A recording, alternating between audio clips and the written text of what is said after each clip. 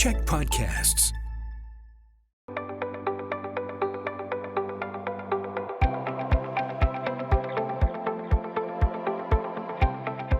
Hi, I'm Bruce Williams. I'm the CEO of the Greater Victoria Chamber of Commerce. This is Chamber Chats, and I would like to begin by acknowledging that I live and work in the ancestral unceded territory of the Lekwungen-speaking nations, the Songhees and the Esquimalt. Our privilege and honor to live and work alongside them every day. As always, we are coming to you from the podcasting studios at Check Television, and Chamber Chats is made possible through the support of Island Savings, a division of First West Credit Union. Housing is a thing right now. That's what people are talking about when it comes to workforce, where you're going to live, the cost of it all. And when we structure what our municipalities and our cities and our communities look like, the old term used to be, well, we're going to build a subdivision. What's happening more now, though, is we're actually building neighborhoods. We're building communities. And the people who lead those projects, in most cases, are very innovative and inclusive people. One of the greats at that is my guest today on Chamber Chats. Jon Stovell is the president and CEO of Reliance Properties. Jon, how are you? I'm good, thank you. Thanks for having me on. You've done some properties and developments, you're doing some in Victoria, but in Vancouver that people would be very familiar with. Can you describe some of the things that you've created there?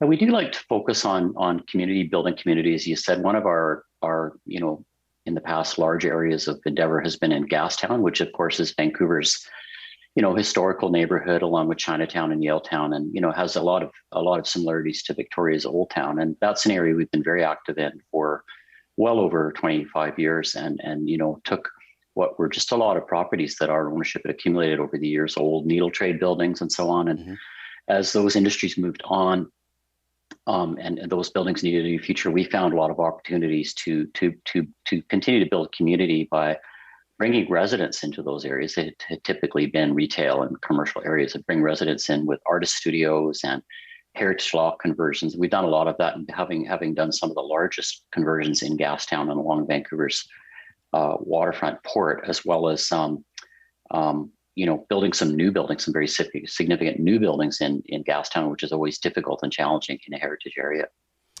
You've been very creative in creating micro living spaces, which would enable people to live in a neighborhood where they want to live at a price point that they can afford. Tell me about that. Yeah, this is something we first almost stumbled on in Gastown, where we had an old single room occupancy hotel that had been shut down by the city for fire violations. We purchased it at an auction, and it was subject to a bylaw that protects single family or single room occupancy hotels, that it couldn't be converted. And for it to stay qualifying, it had to have apartments that were under 300 square feet.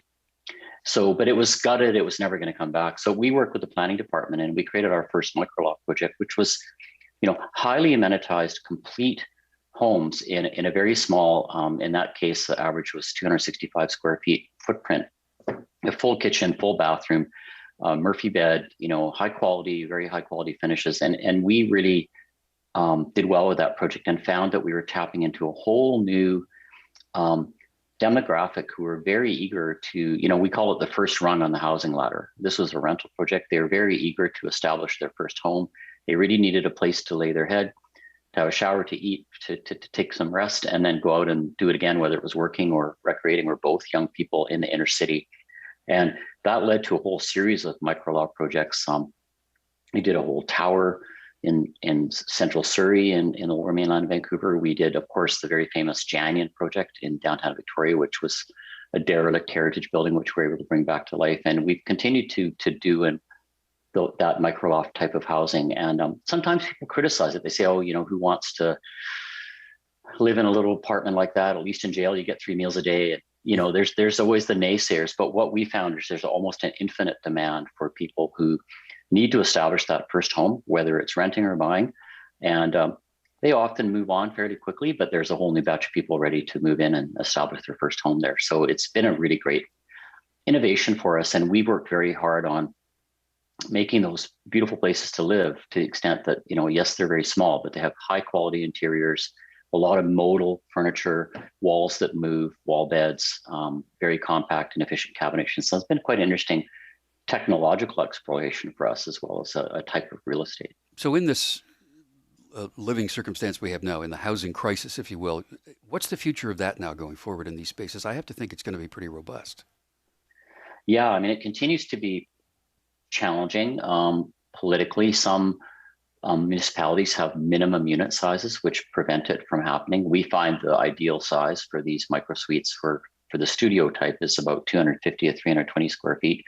We also do micro 1 and micro 2 types where we have movable walls where you can have a bedroom that converts to a living space during the day by opening up the walls and raising the wall bed. And so all of that, but there, it's expensive. You have more units per square foot of building. Your construction tolerances are tighter. And as I say, sometimes you have municipal objections. You have bylaws on minimum unit sizes. Sometimes you have just political resistance to these projects, which is odd given, how it's addressing, what we call entry-level housing or, bottom rung of the housing ladder for a very large sector of particularly the youth economy. There are some who sort of paint all developers, if you will, with the same brush, saying that they're disreputable and they're just in it for the money. And I've lived in places where I kind of had the impression of whoever built the place I was living in because it wasn't built very well. You're not one of those Right. guys. You're not one of those guys at all. Health of a community, civic duty, all of those things are a part of your whole philosophy. Where does that sense of responsibility come from? I think personally for myself, I think it really started with, my upbringing where, my father was a scientist.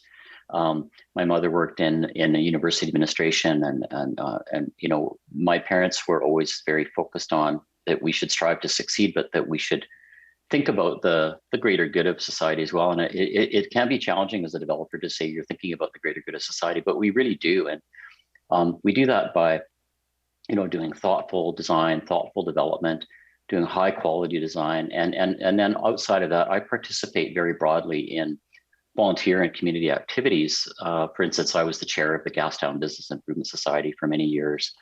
I chair the Urban Development Institute, which is really the I suppose someone called a lobby group of the 600 member development industry, one of the biggest industries in the province. But my interest in doing that is to engage with government, to engage with policymakers, and try and come up with good approaches to building community and building housing.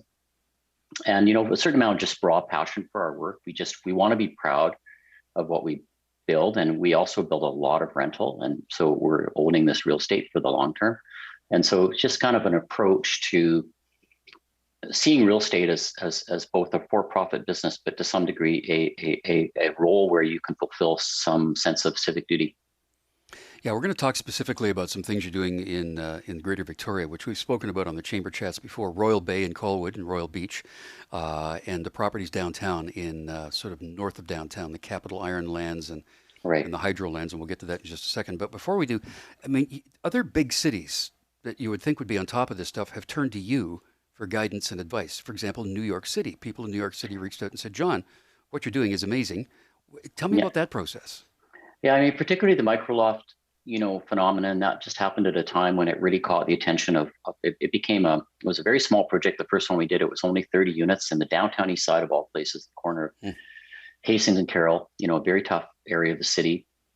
But it did become a national news story. PBS put a whole camera crew on a plane, flew them out here, did a full documentary on that building. And then ultimately we were contacted by the head of the planning department of New York City. And we went out to see them and to basically, give them a presentation and a brief on how this type of micro housing could serve a need. Again, it's not forever, it's not for everybody, but it serves a very important need. And actually quite soon after that, I believe it was Mayor Bloomberg made a specific announcement of some relaxations in New York City policies that would allow microlofts to be built. So we're proud of that. They didn't give us credit for it, but then, hey, they're New Yorkers. There you go. Okay, we're gonna bring the conversation back to town here now. Next, here on Chamber Chats. Jon Stovell is my guest today. He is the president and CEO of Reliance Properties. We're going to talk about Royal Bay, and we're going to talk about Capital Iron Lands and those things. But you mentioned the Janyan building. I used to work very close to that building, and for years and years, a bunch of us would always walk by and go, what is going to happen with this? But tell me about how that evolved and how you eventually got that project going. Yeah, well, I mean, it really goes back to our heritage practice in Gastown. And, I was mentioning that we have done a lot of heritage buildings, probably the largest heritage redeveloper in Vancouver, along with maybe Robert Funk from Salient, who's also now active in Victoria. And what actually happened was we ran out of heritage buildings in Vancouver. There aren't a lot By about the mid 2000s, they had all pretty much been redone already, reinvested in, redeveloped, restored, or either that or they were the old SR hotels, which are, you can't adapt. And so we literally came to Victoria to try and find more heritage opportunities. It's something we knew how to do, something we were passionate about. And like you, I had driven in my various visits to Victoria by the Janyan many times, looking at this beautiful old ornate building, all boarded up, as I also saw the Northern Junk, which happened to be owned by the same family just across the bridgehead. And, we ultimately just engaged, with the ownership and through some intermediaries, and we plugged away at it. And it was a very famously, of course, that one and the Northern Junk, very famously unavailable buildings, this kind of idiosyncratic ownership who, said they would never sell and yet didn't invest in the building or it was just falling apart. Ultimately, we managed to buy it.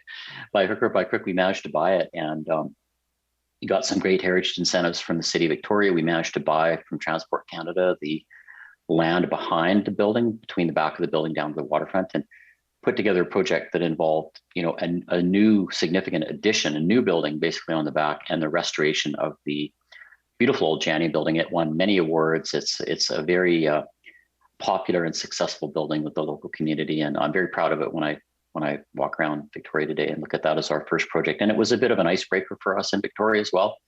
It was a very, very tough project.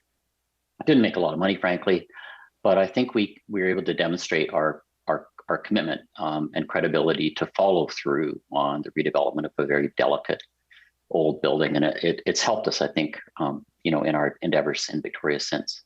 Well, residents are proud of things like that happening in their own neighborhood and in their own city too. So you live sometimes in Victoria, sometimes in Vancouver, so you know all that.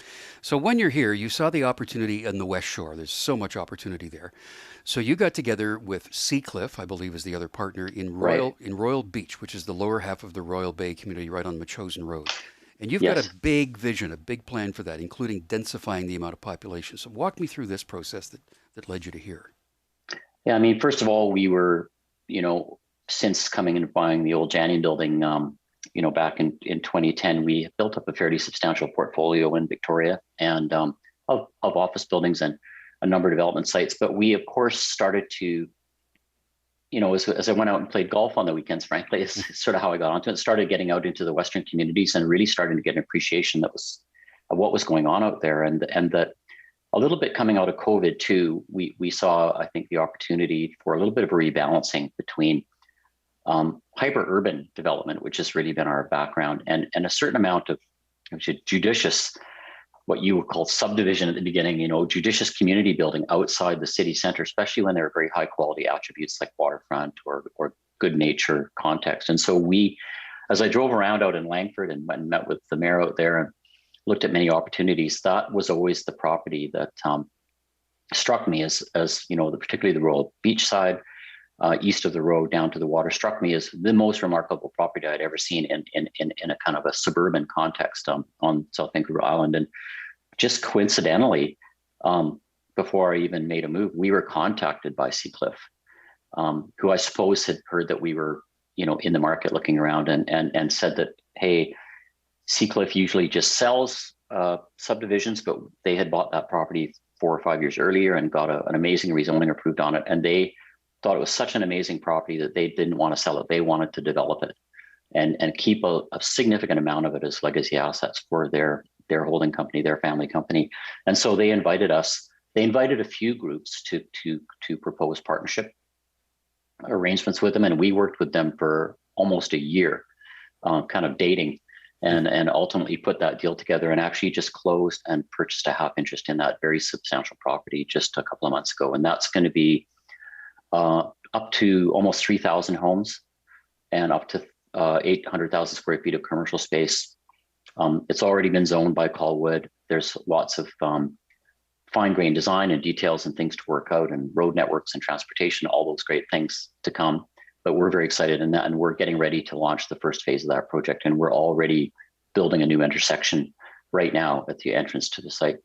Yeah, it's going to be a spectacular place. And as you said, the mayor and council, Mayor Rob Martin and council have been assisting this all the way along because it's for the benefit of that greater community. Do you get into the conversations, though, around things like transportation? Because we already know that moving people from the West Shore around the region has its challenges at certain times of the day. There's a plan pending for a possible West Shore ferry, for example, into downtown Right. from Royal Bay. Do you get involved in those conversations at all? Sure. Yeah. I mean, even within the site, which is a massive site, it's 135 acres with 43 acres of parks. We've worked very hard to develop a road system that provides active transportation opportunities for bicycles and walking and jogging and running. We also are upgrading the intersection, developing and adding bus stops. TransLink, we're working with TransLink because they're going to be carefully monitoring the growth in that community and going to have to start to add bus service. But of course, the ferry is the most exciting of all. And so much so that the ownership, this is involving us now in CCLIP, have agreed with the municipality to set a piece of property aside for up to 5 years in order to make room for a ferry terminal and parking facility should it come along.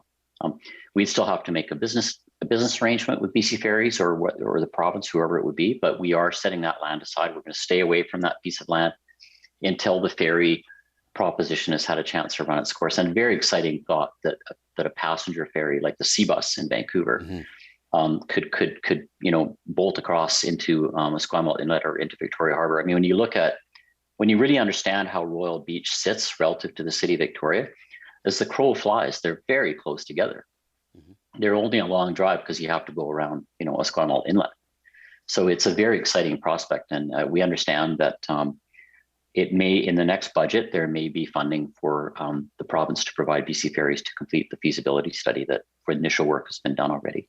Yeah, we've been working with BC Ferries and the government on that too, sort of as an advocate for that to happen. So we understand it's not in this year's fiscal plan, but it might be in next year's. So stay tuned for that. So things like Royal Beach are the word I always use is transformative for a municipality. The other one you're going to be working on is going to be very transformative for the city of Victoria. I want to we're going to talk about that one next. Our guest today on Chamber Chats is Jon Stovell. He is the president and CEO of Reliance Properties. Jon, you and I first met at a meeting that was talking about the plans for the region just sort of north of downtown Victoria. It's being called the Capital Iron Land or the Green Lands, and there's the hydro lands just north of that. That's a huge vision. That's going to be transformative. So tell me about that. Yeah, this is I think in some ways, one of the most exciting things that we're working on now. This is a 7-acre site. Series of buildings and parking lots that we purchased from the Green family, who are the original previous owners of the land and still own and run the Capital Iron business that we all know and love. And so this purchase was sort of fortuitous in that it happened at the same time that Victoria City Council, and I think largely driven by Mayor Helps, created what's called Victoria 3.0, which is a long-term vision for the future of Victoria's economic and the vision for the whole city, really, the economic future of the city. And within that, they created what's called the Arts and Innovation District, which runs from basically Chatham Street, right at Capital Iron, up to Rock Bay itself, which is that bay that comes in at the old hydro lands, and from the waterfront at the west, along the Victoria Inner Harbor, all the way to government, all the way to Douglas Street. Actually, it's a huge area. And our 7 acres, which is the old Capital Iron lands, really the gateway to that Arts and Innovation District from the old town, from the rest of the downtown, people approaching from both the south and also from the Harris Green area to the east that's being built up. And this idea of the Arts and Innovation District is a kind of a collider culture where you take industry, marine industry, high technology, office space, commercial retail, restaurants, showrooms, residents, art galleries, artist studios, and you smash them all together to try to create this kind of spark of creativity and synergies when these different types of groups come together. And it really is much more than just an idea. It's something that's really got legs already. We already have the Art Gallery Greater Victoria committing to come to the site, moving and building a brand new building from their Moss Street location. We have a whole building full of artist studios over on 780 Blanchard that we want to move to the site.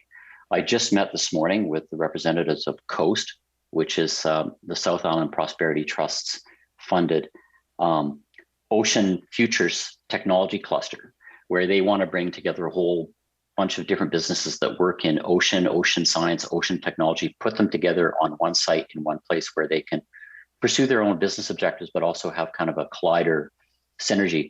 We met with them today about coming there. We're talking to Victoria Performing Arts Groups and we've got high tech tenants and other types of businesses just clamoring to come to that area. So we've submitted a rezoning application for that project. Our first phase is planned to be where the parking lot is across from Capital Iron, where we want to build the Art Gallery Greater Victoria, a light industrial and office innovation building, and a artist studio live work building. Put that all together in the first phase.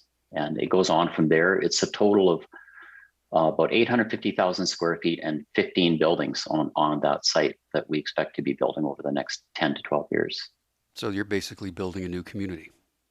Yeah, it really is. It's like an extension of the city. It's a kind of vibrant but physically kind of moribund part of the city that needs renewal. Mm-hmm. And the trick is to do all that renewal, but still hold on to some of that soul that Rock Bay has, of that maker culture, that innovative startup businesses, all those things. And striking that balance is a very engaging challenge. And the city council in Victoria seems to be very behind it. Mayor helps as a huge booster for this project, to the extent she can be with a single vote, and has great vision for it. So, yeah, I think there's also talk about it making strides toward being the brewery district, the craft brewery.